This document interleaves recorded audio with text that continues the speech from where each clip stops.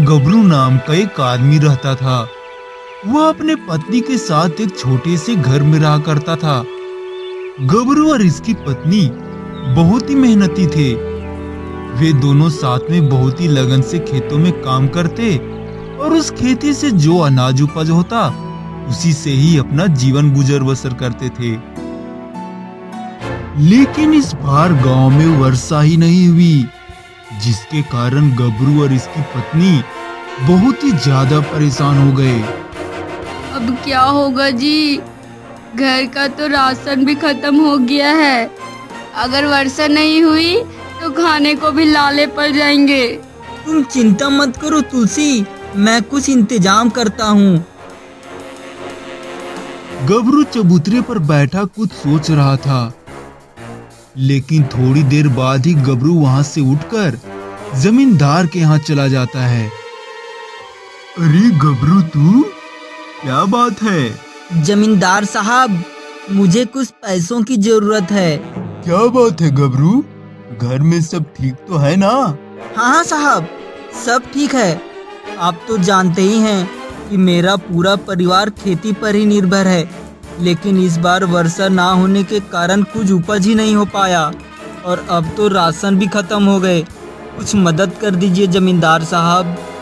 जमींदार बहुत ही लालची इंसान था।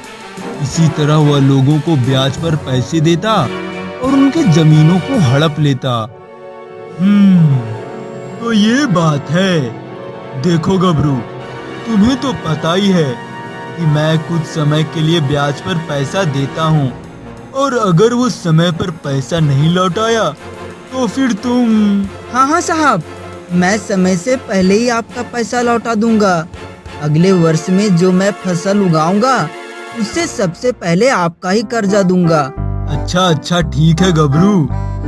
फिर गबरू पैसे लेकर वहाँ से घर चला जाता है। घर पहुँचते पहुँचते काफी शाम हो जाती है। इतना देर हो गया, अभी तक वो आए नहीं।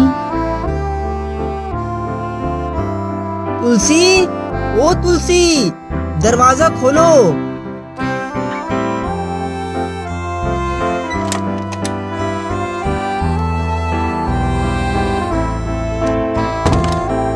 आप देर कर रहे थे तो मुझे बहुत घबराहट हो रही थी जी। अब घबराने की कोई जरूरत नहीं है तुलसी। मतलब? ये देखो पैसे। ये आपको कहाँ मिला जी? अरे कहीं मिला नहीं है, जमींदार साहब से कर्जा लेकर आ रहा हूँ। आप जमींदार के यहाँ गए थे? आपको पता है ना वो कितना लालची इंसान है। मुझे सब पता है तुलसी, और कर भी क्या सकते थे। इसके सिवा मुझे कुछ दिख ही नहीं रहा था, और मैंने तो ये भी कह दिया कि अगले वर्ष की फसल से सबसे पहले आपका ही कर्जा लौटा दूंगा। अगले वर्ष फसल होगी या नहीं किसी ने देखा है क्या जी?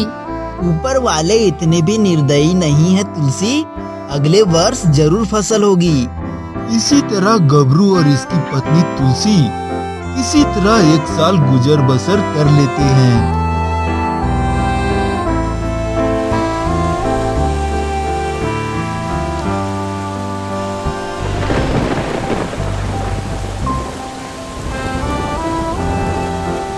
इस बार तो भगवान छप्पर फाड़ बरस रहे हैं।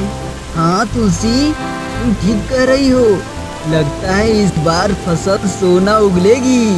मैं कल सुबह जमींदार साहब से फसल के लिए कुछ पैसे लेकर आ जाऊंगा।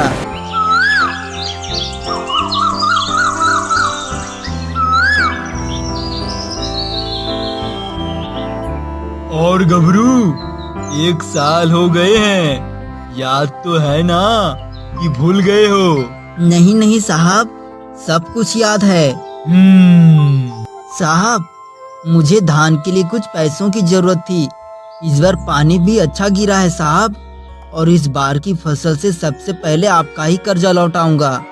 इतना सुनने के बाद जमींदार साहब गबरू को पैसा दे देते हैं। फिर गबरू वहां से घर चला जाता है। इस बार गांव के सभी लोग काफी खुश थे। सभी लोगों का खेत हरियाली से जगमगा रहा था। लेकिन कुछ दिनों बाद गांव में पानी गिरना ही बंद हो गया, जिसके कारण सभी लोग काफी परेशान हो गए।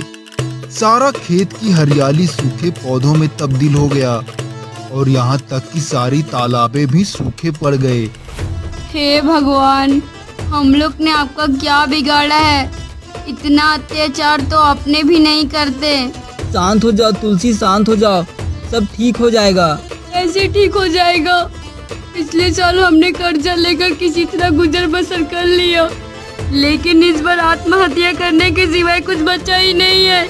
तुलसी के इस बात से गबरू बहुत ही ज्यादा घबरा जाता है और वहाँ से जंगल की ओर जाने लगता है। इस जंगल के बीचों बीच एक तालाब था, जिधर कोई भी आता जाता नहीं था।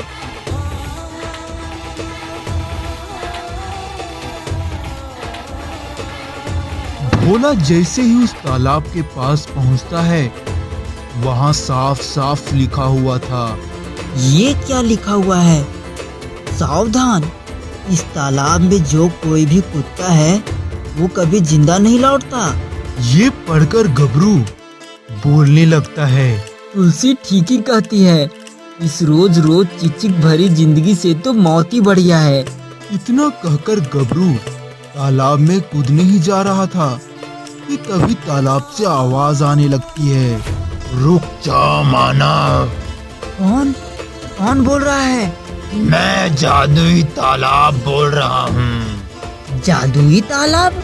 हाँ, जादुई तालाब। तुम इस तालाब में क्यों कूदने जा रहे हो मानव? क्या तुम्हें जिंदगी प्यारी नहीं?